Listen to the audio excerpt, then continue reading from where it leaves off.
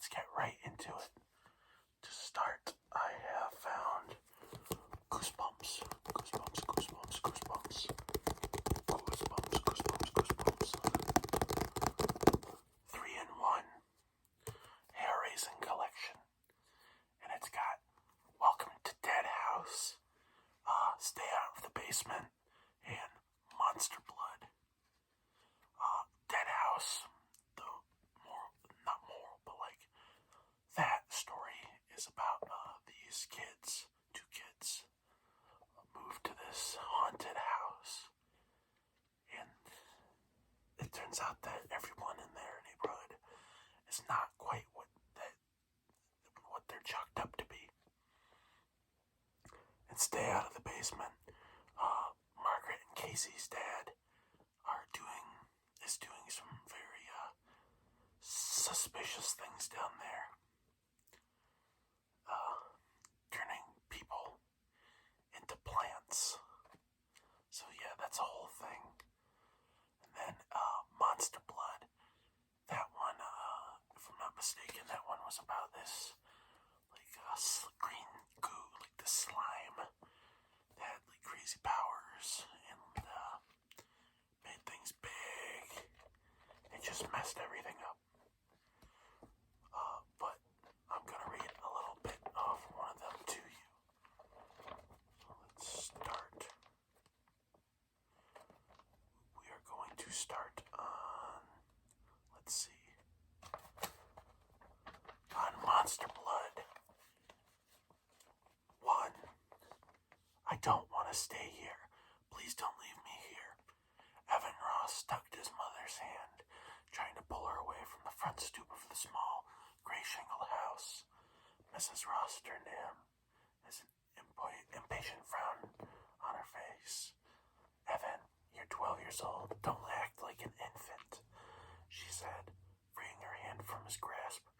I hate when you say that, Evan exclaimed angrily, crossing his arms in front of his chest.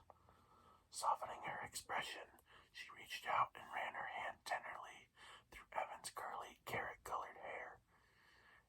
And I hate when you do that, he cried, backing away from her, nearly stumbling over a broken flagstone in the walk. Don't touch my hair. I hate it. Okay, so you hate me, his mother said with a shrug. She climbed up the 2 steps and knocked on the front door. You still have to stay here till I get back. Why can't I just come with you? Evan demanded, keeping his arms crossed. Just give me one good reason. Your sneaker is untied, his mother replied. So, Evan replied unhappily, I like 'em untied. You'll trip, she warned. Mom, Evan said, rolling his eyes in exasperation. Have you ever seen anyone trip over his sneakers because they were untied? Well, no, his mother admitted, a smile slowly forming on her pretty face. You just want to change the subject, Evan said, not smiling back. You're going to leave me here for weeks with a horrible old woman and... Evan, that's enough, Mrs. Ross snapped, tossing back her straight blonde hair. Catherine is not a horrible old woman. She's your father's aunt, your great-aunt, and she's a total stranger, Evan cried. He knew he was losing control, but he didn't care. How could his mother do this to him? How could she leave him with some old lady he hadn't seen since he was 2? What was he supposed to do here all by himself until his mother got back? Evan, we've discussed this 1,000 times, his mother said impatiently, pounding on his aunt's front door again.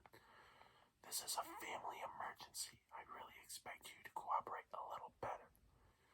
Her next words were drowned out by Trigger, Evan's Cocker Spaniel, who stuck his tan head out of the back window of the rented car and began barking and howling. Now he's giving me a hard time too, Mrs. Ross exclaimed. Can I let him out? Evan asked eagerly. I guess you'd better, his mother replied. Trigger's so old, we don't want him to have a heart attack in there. I just hope he doesn't terrify Catherine.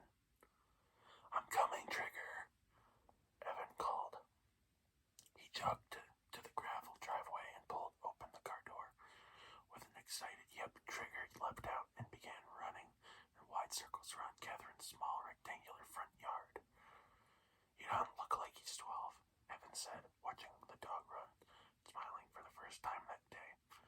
See, you'll have Trigger for company, Mrs. Ross said, turning back to the front door. I'll be back from Atlanta in no time. A couple of weeks at the most. I'm sure your dad and I can find a house in that time, and then we'll be back before you even notice we're gone.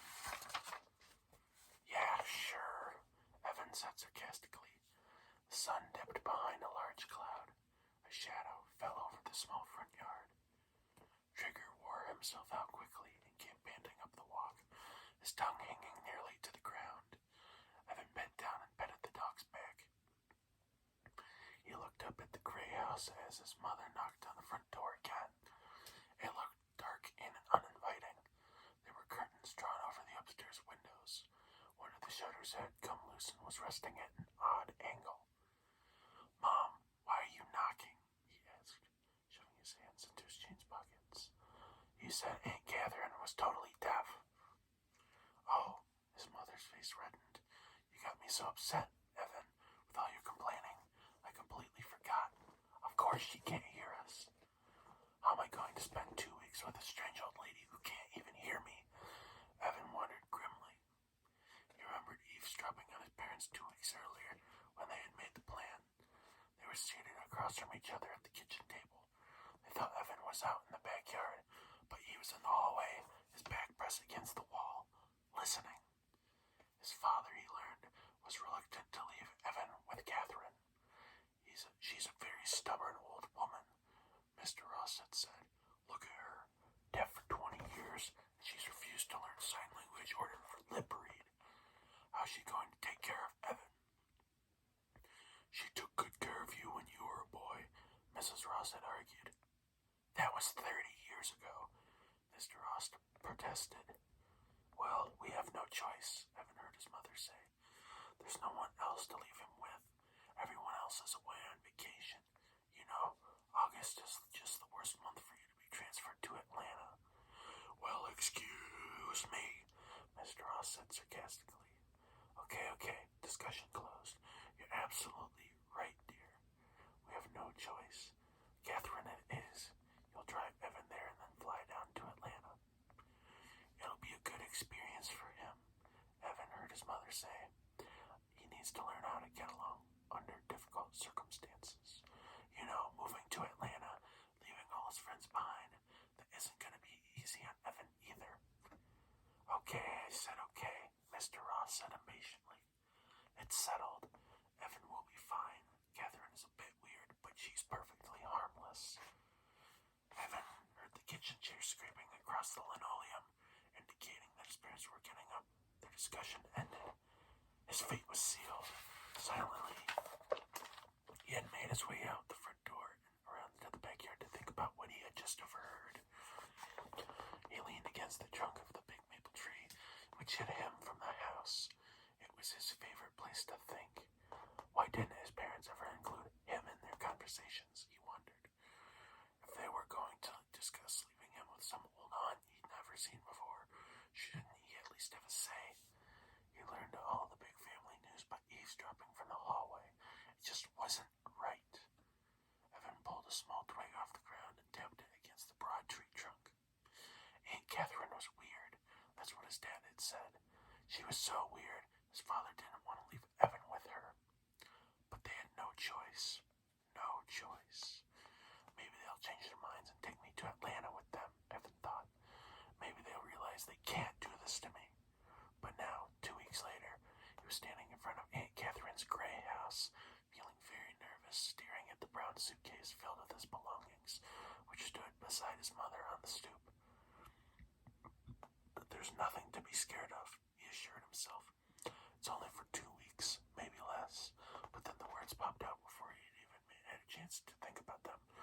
Mom, what if Aunt Catherine is mean? Huh? The question caught his mother by surprise. Mean? Why would she be mean, Evan? And as she said this, facing Evan with her back to the house, the front door was pulled open, and Aunt Catherine, a large woman with startling black hair, filled the doorway. Staring past his mother, Evan saw the knife in Catherine's hand, and he saw that the blade of the knife was dripping with blood.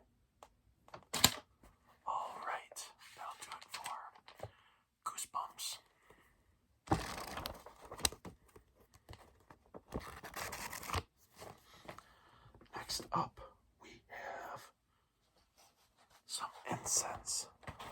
I've done this before, but I can't not do it. It's great.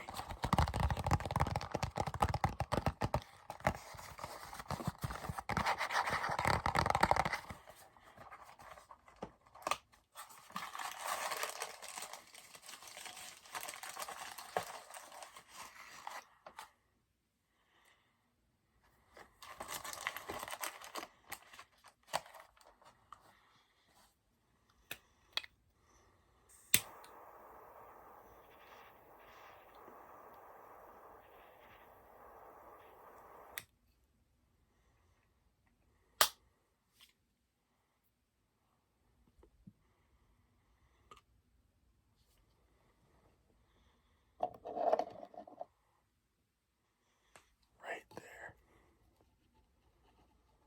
That smells good. All right. Next up, we have got the toilet paper roll. There. Right there. Right there. Alright. Okay, what I'm gonna do is, I'm sure you've seen this on other channels before, but I'm gonna go and make noises into the tube. So, there we go.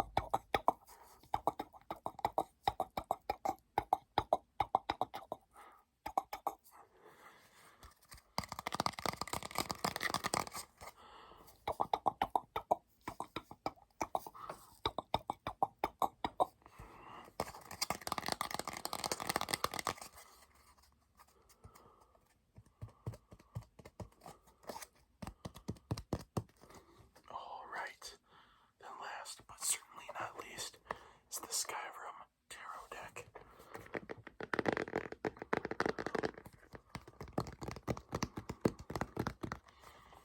This is just a really cool tarot.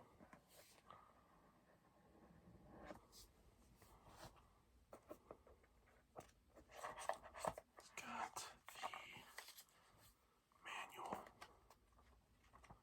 to say what everything does. And it's got the cards. X of lockpicks. Wow.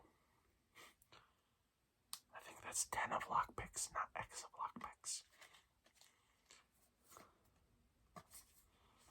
Then you have the companions. It looks like. So you've got good luck. You've got this is Ayla, the Huntress. This guy, I don't remember his name. Then this is either Vilkas or Farkas. I think that's Farkas. This might be Vilkas. But yeah, this is just a really cool tarot deck. I just thought you guys would like to see that. Anyway, I think that'll do it for tonight. I hope you all enjoyed this very much. If you did, please make sure to like and subscribe if you want to see more. As always, I will see you all next time, and I hope you all